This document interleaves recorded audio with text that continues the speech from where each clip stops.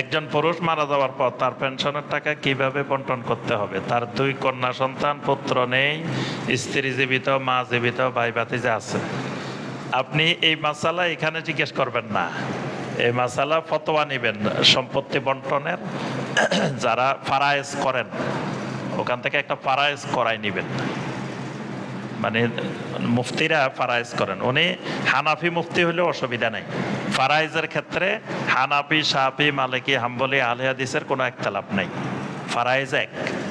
এবং আপনি যারা উকিল আছে উকিলদের থেকে করাই নিলেও হবে, কারণ এটা রাষ্ট্রীয় আইনে আর ইসলামী আইনেও তেমন কোনো তফাৎ, 2-1টা ছাড়া বেশি তফাৎ নাই।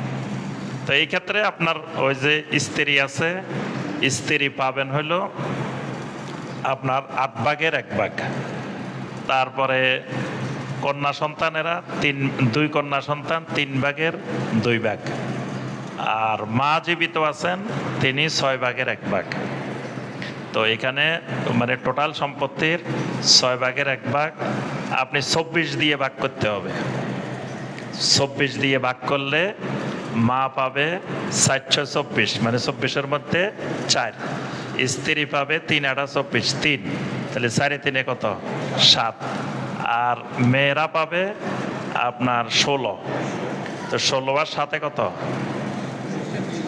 16 আর 7 23। 24-এর মধ্যে 23 এরা পাই যাবে, আর বাকি থাকে 24 ভাগের 1 ভাগ। ওই 1 ভাগ উনি মারা যাওয়ার পরে ওনার ভাই বোন যারা জীবিত থাকবেন তারা পাবেন, ভাই বোন না থাকলে ভাতিজা ভাতিজিরা পাবেন। তা ওই 1 ভাগ।